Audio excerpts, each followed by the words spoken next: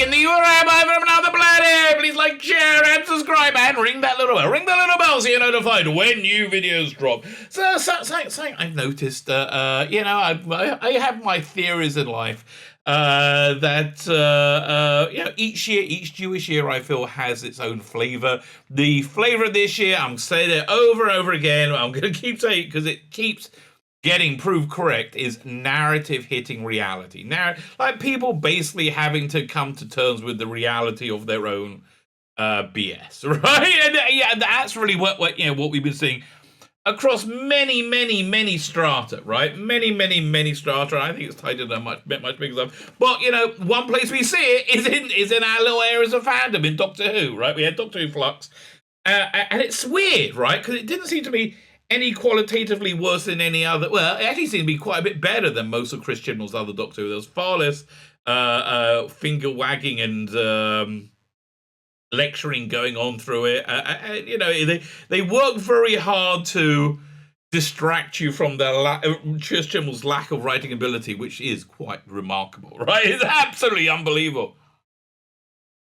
But that was basically what it was. Lots of bangs and flashes, but no, the shill media, which has absolutely supported it purely because of Jodie Whittaker's stunning and brave vagina, right? Oh, finally, a woman is breaking the glass ceiling. They said, we must support this, and it must be stunning and brave and the best as ever, right? It turned out it was garbage. So finally, after Doctor Who Flux has finished, they're kind of scrambling, trying to work out how it was so bad. They're like, their brains are trying to cope. And again, you see this through every strata of media. I mean, I mainly focus on American stuff because that interests me.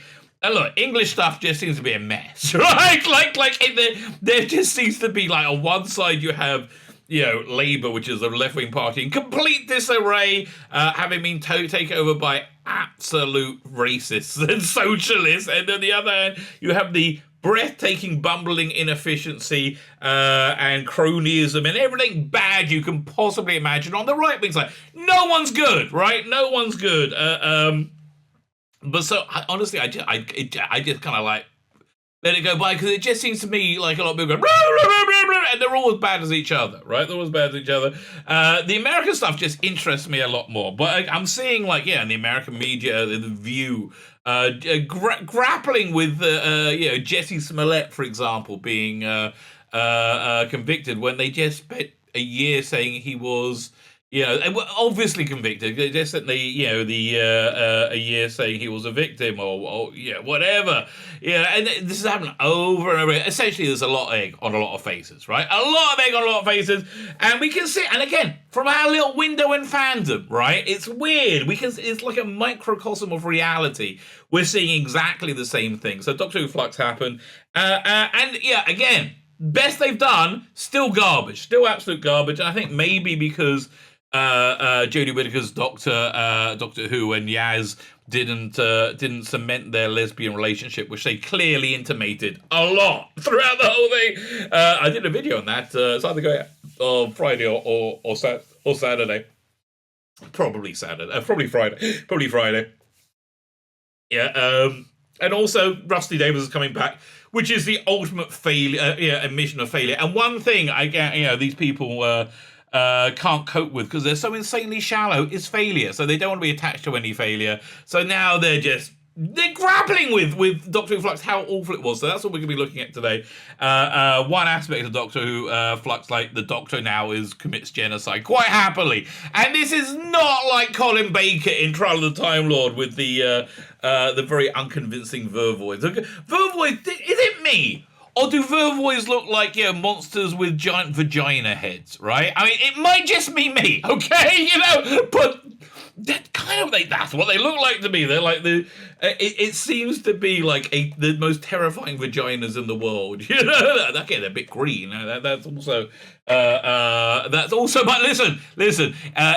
If you're a young lady, or even an old lady, and your vagina, it does look like a Vervoid head. Maybe go to a doctor. Okay. Okay. I'm just saying it reminded me, but it wasn't like Trial of the Time Lord where he wipes out the Vervoids, which is basically a newly created race, accidentally, that shouldn't have been created, that are about to eat everyone, right? And he basically, as a last resort, and when they put him on trial for genocide, he's like, well, shut up, and that's basically. This is very different. This is the Doctor kills at least one race, the Sontarans, probably and by admission, lets the Daleks and Cybermen also die. Doesn't seem very doctorish to me, right? Do you remember Journey's End? Where basically it was Rusty Davis' big season finale of season finales. But you had Captain Jack and also Sarah Jane. They also had ways of destroying the Daleks, right? And they gave both of them gave the Daleks a choice to surrender first, because that's what the Doctor would do. Yaz actually had WWTDD written on hand. What would the Doctor do? Nothing that we saw Jodie Whittaker's Doctor do. So maybe hang around with Tom Baker a bit. That might, or they'll confuse you. Like seeing Tom Baker hold the two wires up, saying, "Oh, do I have the right?" Yaz will be like, all the bad people. There's good and bad. Just you won't be able to come. Anyway, look at me looking at not one, not two, but 3 articles, desperately trying to cope. I mean, I'm really desperately trying to cope with the reality. It's narrative hitting reality. It's egg on faces. You're going to see it a lot. You're going to see it a lot over the next 9 months. My recommendation to you is be honest with yourself. If you think you're bullshitting yourself about, stop. Right? Stop. And look, and if you're a God-bothering type of somebody who believes in God, I think right now is a very strangely powerful time to pray. Again, if that's only if you believe in God. If you don't believe in God, you can pray as well, I guess. See if it works out. Listen, I like to be proved right. But it seems to be a time that God and humanity are more connected than normal. There's supposed to be like this in the months before the Jewish New Year, which I personally feel a difference, and I feel there's been some kind of shift, some kind of like energetic shift in the last few days. So is there anything you want to pray for? Do it now. Look, my bottom line, before we get into Doctor Who, my bottom line worldview is my understanding of God is that he likes you and would like to have a conversation with you, like to have a relationship with you. They want you to be happy, right? That's my basic worldview. You boil it down to that. All reasons for the entirety of the biblical worldview rules about how to live is essentially just so you will have a happy life. And the weirder thing, and look, honestly, I'm not prophesizing to you. Live however you want to live. That's basically what I'm trying to say. Think for yourself and live however you want to live. I found in my life, when I have a choice of doing what what I believe God wants and what I want, which are very different, often very different, I end up happier doing the things that God wants, right? And that's really, really the absolute bottom line. Again, this is my final aside.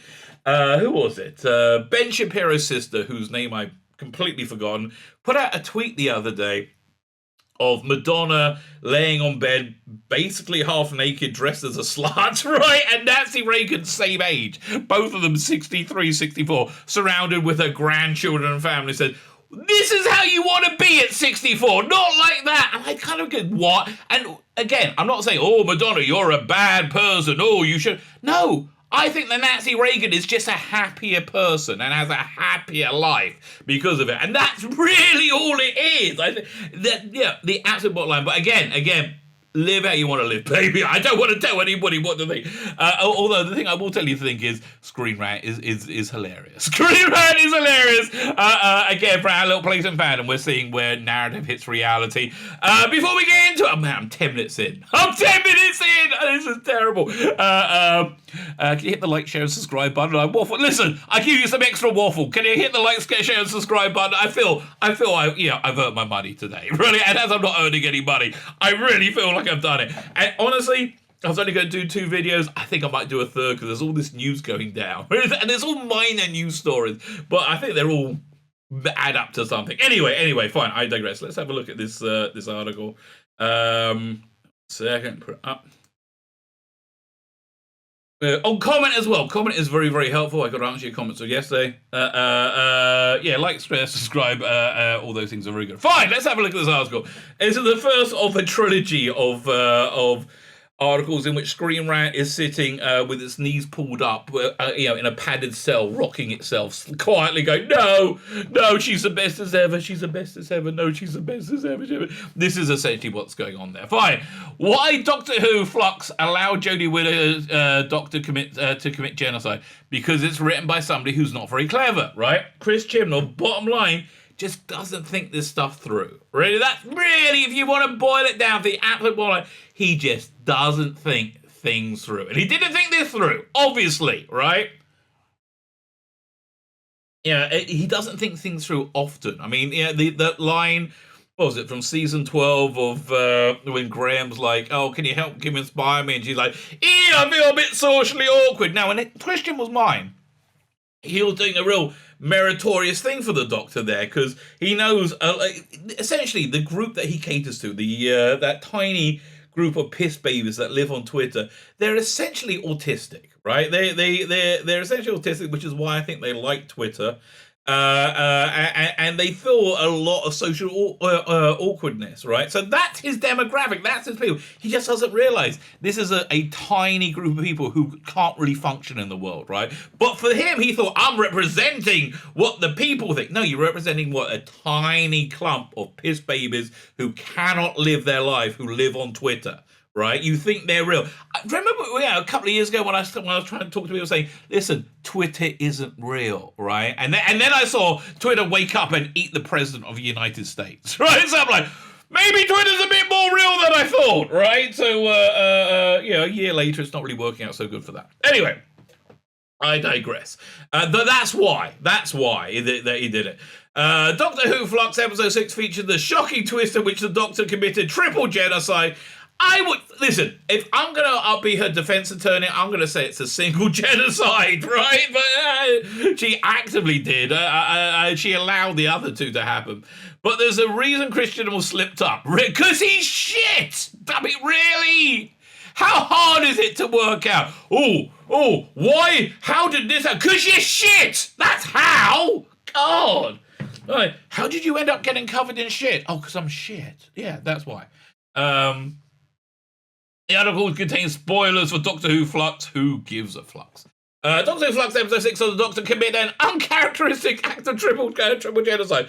Pretty characteristic for Jodie Whittaker. I mean, she murders things left, right, and centre. But she's so kind. And so full of hope. No, she's not. She's a disaster.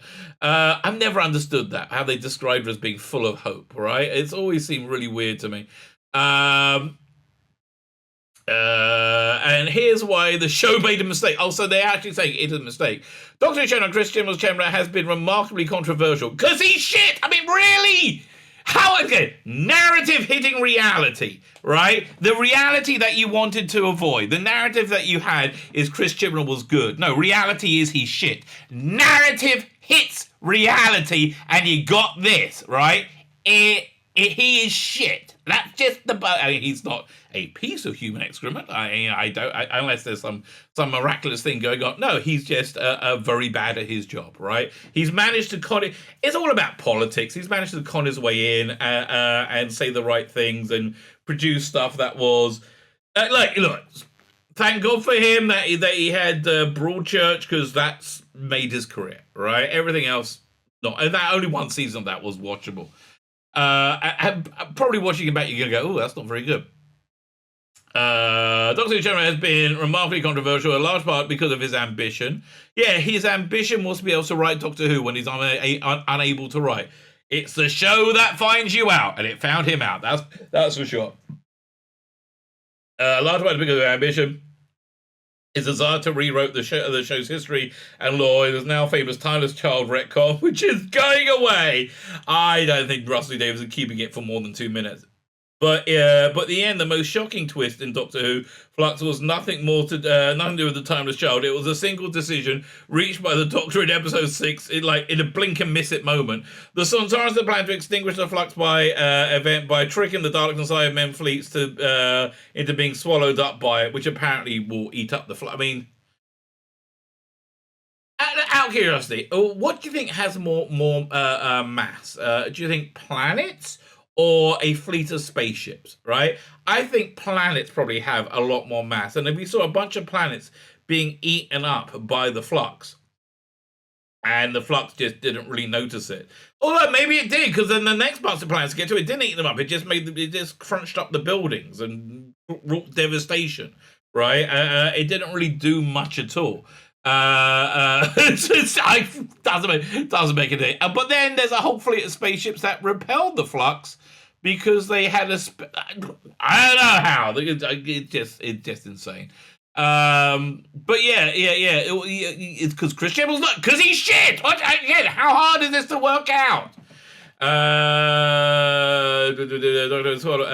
By committing 2 acts of genocide, the Doctor chose not only to run with their plan, but rather go one better and arrange for a Flux to consume the Sontarans as well, turning their double genocide into a triple one.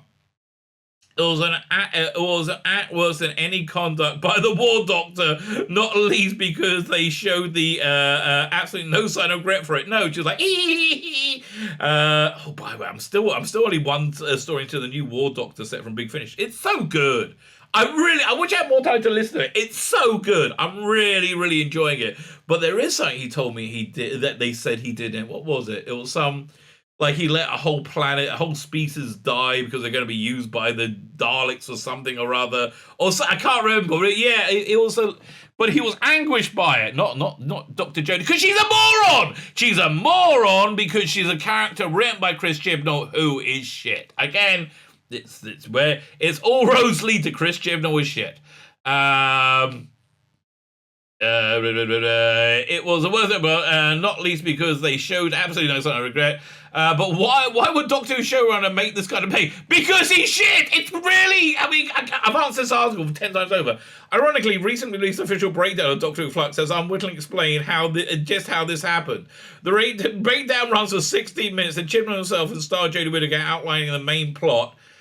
Which is like, really?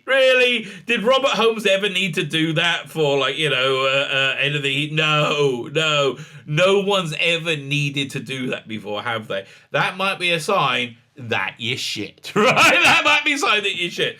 The Chibnall explaining star Jodie Whittaker outlining the main plot, and the most striking thing is what they don't mention. They focus on what is Chibnall clearly considers the A plot, the Doctor's attempt to regain her forgotten, timeless child memories, which kind of gets lost in the whole Flux thing, doesn't it? Until you find out the Flux is connected to that. Her confrontation with the Division, they completely ignore the various subplots, including Sontarans, their master plan. This explains the genocide mistake because Chibnall's intention wasn't on the Sontaran arc. Listen, mate. There's something called a script editor, which their job is to read the script and to point out problems. I don't believe a team of script editors can have read the scripts that Chris Chibnall has put out and not put out the obvious plot holes, right? It's just he doesn't care, obviously. I mean, really? Or maybe they're scared to say it. I mean, I keep going back to politics as an analogy, but there's so much going on right now. The rumor about Kamala Harris, the least popular vice president of all time, right, is that she won't prepare. She's underprepared, and then she eviscerates her staff for her making any mistake which she makes because she's not prepared, and she won't do what the staff asks her to do. Right? It's exactly the same thing, right? Exactly the same thing here. Yeah. Look, he's shit. What do you want me to tell you? He is. If you're blaming the script editors, no, blame Chris Chibnall. He took the other ball and messed up badly as a result. Well, first time you've ever mentioned him making a mistake before, isn't it? In Chibnall's defense, no. He was working on Doctor Who Flux in the middle of the pandemic. Oh, piss off! We all lived through the freaking pandemic! None of us ever destroyed Doctor Who! What the hell? Oh, I lived through a pandemic, so I decided to royally screw up Buck Rogers. No! They're not connected! I'm a screenwriter, so I had to sit at home writing scripts, and now it's a pandemic. Oh, now I've got to sit at home writing scripts! Same thing! Oh, the least affected by the pandemic ever.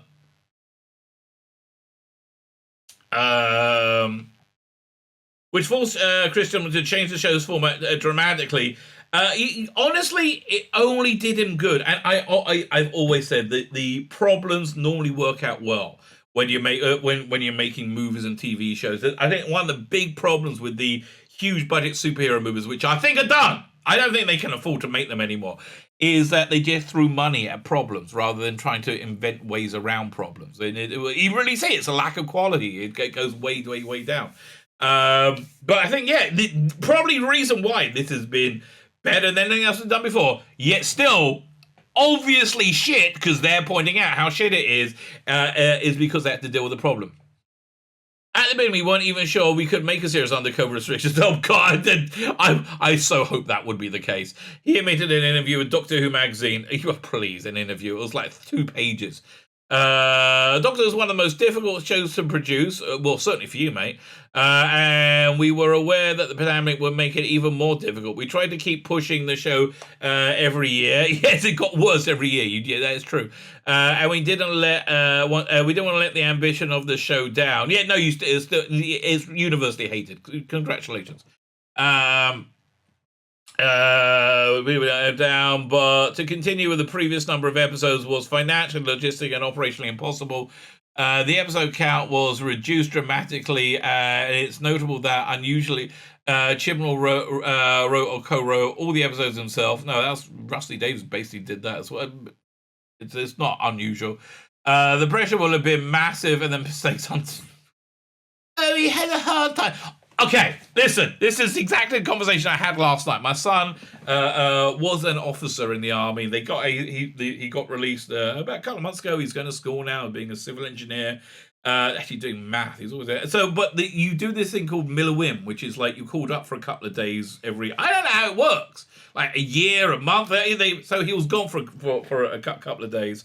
And he come back home, and our dog is about this big. It's a tiny little dog, was jumping up. I'm so happy to see you.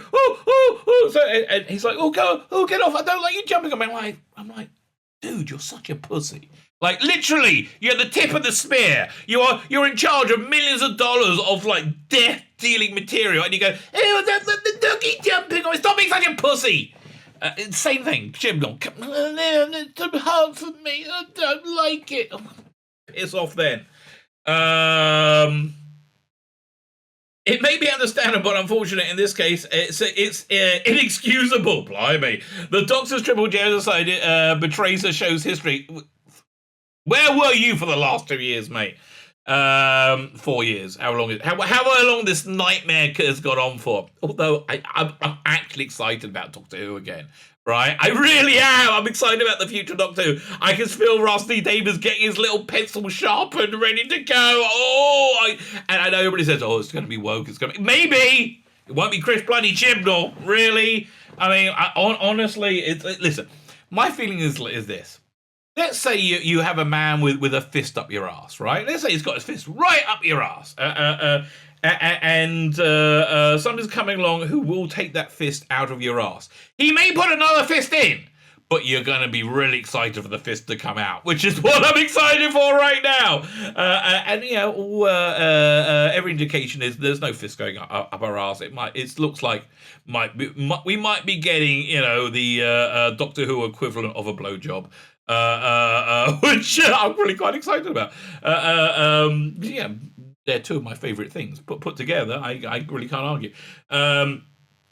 Although this is the first time the script has seen the Doctor do something out of character, there's never been such a dramatic example. Well, I can give you a few, actually. It doesn't have the chip. What about the time when she stood around and let everybody say, "Oh, Doctor, you're the bestest ever. You're so great for saving us all." And then she let some old bloke do it instead from Game of Thrones. Given the fact that he's bringing the Daleks back for the holiday special, which is a bottle episode. Like, they shot the whole thing in a warehouse, suggesting he didn't even realise he committed triple genocide in the first place. That, more than anything else, demonstrates how badly Criminal took the eye off his ball with Doctor Who Flux on Taron plot.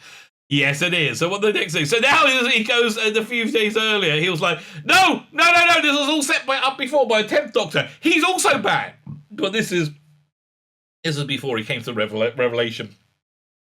that is it same writer, right? Came to Revelation. So I'm going to. He's going to explain it again. This guy thinks this guy must be paid by the letter. Oddly enough, there's a sense in which the Doctor's triple genocide foreshadowed Big Finish drama Out of Time. No! And I like that one, Out of Time. The only thing I didn't like about Out of Time was Out of Time 1, whatever, the Tom Baker one, is that it was one disc. It should have been 2. It should have been 4. Okay, 3. 3 discs would have been perfect. In which Tom Baker's Doctor and the 10th Doctor collide. Hang on. Let's see. Why is it doing that? I'll come back. Like, how can... Oh, that's it. Maybe if I do this. If I make it... And back. There you go.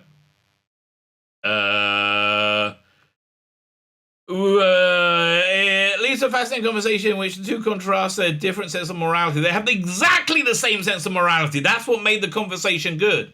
With the 10th Doctor as the latter incarnation of the character, clearly forgetting his decision not to destroy the Daleks and genocide the Daleks, the 4th Doctor may not have believed he had the right to commit genocide, but the 10th Doctor disagreed, even argued he had the responsibility to do so in order to prevent greater loss.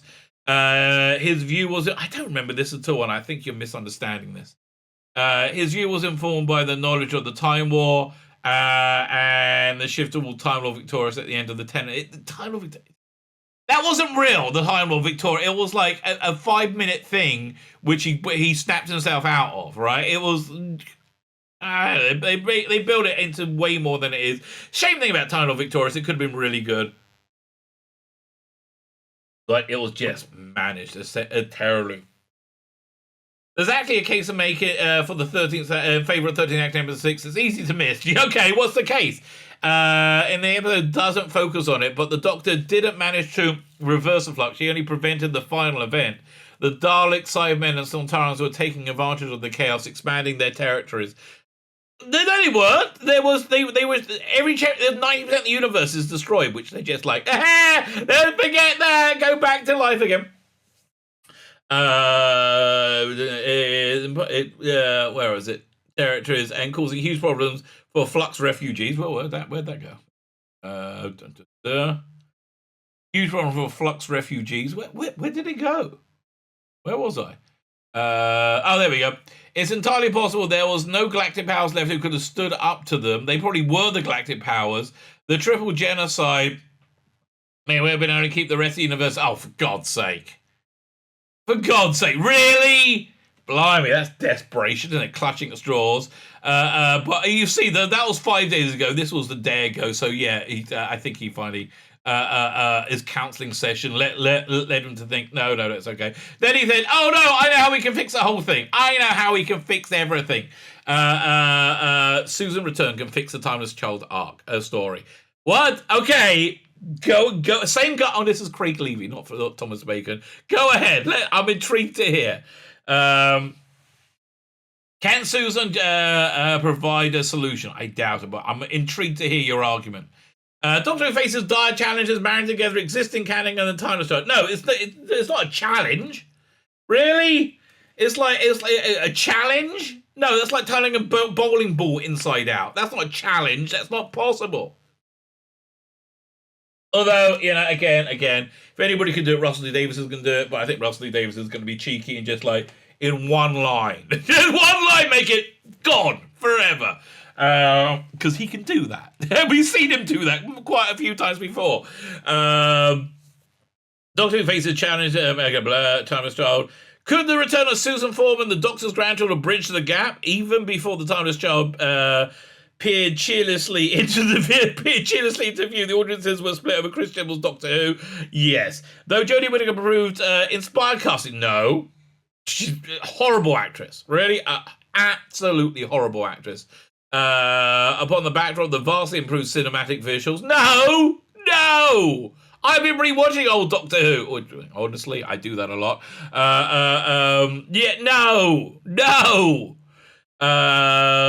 They were better. The showrunner storytelling philosophy and sparse deployment of familiar villains cleaved division. Well, that wasn't it. It was not very good and lecturing and boring. right? And agenda, right? Okay, you want a great example of agenda? The Tsunanga conundrum, which again, awful episode, which exists solely to have the line where men give birth to men and women give birth to women. Why? Because it wants to say that old funny-dunny idea of masculinity and femininity is just so silly. Why are you so stuck on it? Because it's a cornerstone of identity for our species, you morons. Still, those misgivings were absolutely dwarfed by the negative reaction of season 12 finale. Drop the title star revelation. Yes. I think the technical word for it, the expression they use in scripting in drama production is Kristen will shit the bed. Right? Kristen will shit the bed, and boy. Oh boy, does he need to change those sheets. I mean, honestly, I think it might have soaked through to the mattress, right? It might be a goner. Via a dramatic monologue goes to Sasha, a boring monologue goes to Sasha Demon's master, who's certainly coming back. The Doctor was revealed as a visitor to our universe, probably hailing from some unknown planet in an alternate universe. So boring. Her biology was spliced to begin the Gallifrey's race regenerating. But those memories were stolen from the Doctor's mind. But God, all of this is such shit! Oh, God, even reading it makes like beating myself with wet birch twigs. Her biology was spliced to become... And now I'm rereading lines. Help me. Needless to say, not everyone's delighted about the wholesale rewrite of Doctor Who lore, which exists for pure racism. Pure racism, because... or progressive liberal fragility. That thing that says that if I don't see somebody who mirrors me, my physical appearance, my immutable characteristics, then I cannot relate to that person, right? Really? I mean, honestly, look, I've talked about my Bible thumpy worldview, right? I was talking the other day about the Matrix, yesterday about the Matrix with Dan Hadley from the Space Book. And I was saying I enjoyed Matrix. I enjoyed all the Matrix movie, right? But I was saying the whole messianic elevation of Neo in Matrix was very foreign to me culturally, because that's not a Jewish messianic vision at all. You know, the Jewish version of a Messiah doesn't have superpower, doesn't exclusively have superpowers. Like if there are miracles going on, anybody can do miracles. It's not just the messianic figure, right? And like being able to see when you're blind, that sort of thing. But I like theology. I like differing theology from mine. I find it interesting. It's the stuff I enjoy. What do you want at me? So that's why I liked it, because I like seeing other cultures, other things. I have no idea how I got onto that. I have no idea. Sorry from the title. I need to say, I was delighted with the wholesale rewrite of lore. Doesn't alter the middle of the Doctor's past, but retroactively shift Doctor's long-standing protagonist from a renegade runaway to an inherently special chosen one, predestined for great. And it was actually a really boring messianic view. If that's how I got onto my little thing, that's how I got onto it. Doctor Who theorists have conjured up ways the timeless child might be handled, many involve pretending the whole thing never happened. Instead, Doctor Who Season 14 might find a different solution. The timeless child solution... This is so not what Russell Davies is going to do, right? So not what he's going to do. With the first Doctor's companion, the very own granddaughter... So finally, we're there! Finally! You better give me a bloody argument in a minute. Despite what transpired in the final episode, Doctor Who Season 12, aborting the timeless child storyline was possible. The entire ordeal might have been an elaborate scheme cooked up their master or the Gallifrey's Matrix framed. Okay, a lot of people in my comments give suggestions about how to retcon it. Really, who cares? Frame the Doctor to cover up how Time Lords were really created. Unfortunately, the Doctor Who Flux makes getting rid of the timeless child more trouble than it's worth during our efforts to save the universe from Swarmers who were good and then written away. Oh, were they good? One had a good performance. Swarm had a good performance. And stop the Flux and so on. Jodie Whittaker's 13th Doctor reunites with Tech Turn for the first time. since Doctor Who lore began. Okay, vividly booked like Barbara Flynn. Good casting. There was a lot of good casting in Flux as well. It essentially corroborates everything that Martha did in season 12, and then was killed because she's finished. Her plot use has been over. So boom, gone. She's gone. The Doctor is a refugee from another world, and the progenitor of the Time Lords. Oh God, just get to the point. Doctor Who Flux reaffirms time is happening, like it or not. Yeah, but I don't consider any of this. I don't think consider any Jodie Whittaker Doctor Who. Right? I'm doing here. What am I doing next? Right after this video, I'm doing a review of season 13. This book over here, the first half of it. You can see it's a very Capaldi-esque cover. This sidesteps the entire Jodie Whittaker Doctor Who, and it's really good. Go looking for him on YouTube, Dr. Alex. I know. I keep banging the drum about it to say, this is really good. You should check it out. And you really should. You really absolutely should. You should. If you like Doctor Who. So, I kind of like Doctor Who. Developing the storyline in a meaningful way. The Doctor's origins are just mysterious in the season's closing credits as during the premiere's opening dum-dum. In fact, Whittaker's character throws more possibilities in the plot. Yeah, everybody's a doctor now. And they're all boring. God, are we getting close to the point? Yes, I'm skipping a paragraph. From the moment Section 1 began spilling the beans, a timeless child risked making the Doctor Who lore obsolete. The concept of blah, blah, blah. To remedy that, finally, we're there. Doctor Who must address the blank period of the protagonist's history, the first Doctor's time between leaving the division and leaving Gallifrey. The best chance of finding out what happened there is because Susan might know about it. Okay. Oh, God. We got a lot to go here. We got how many more paragraphs? 1, 2, 3, 4, 5. Okay. Doctor Who Season 12 hints that Susan may know more about the Timeless Child than Tectoon. No, it doesn't! When Jo Martin's future Doctor debuted, referring to her blue box as the TARDIS, which is curious as only Susan herself invented the acronym. Okay, it's one thing. Firstly, it's forgotten that she invented it. Secondly, go read Lung Barrow. That makes much more sense. Lung Barrow is what roughly the Timeless Child is based on, and far superior. It talks about the proto-history of the Doctor and how... Okay, there are 3 figures from Time Lord history. You had Rassilon, Omega, and the other.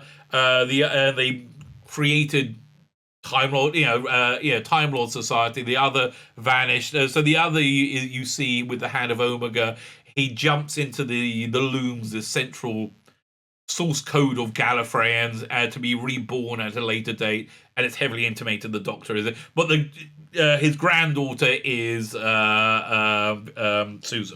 That works. That's pretty darn good. This is shit. Why is it shit? Again, I refer you to my first answer. Chris Gilron is shit. That's why.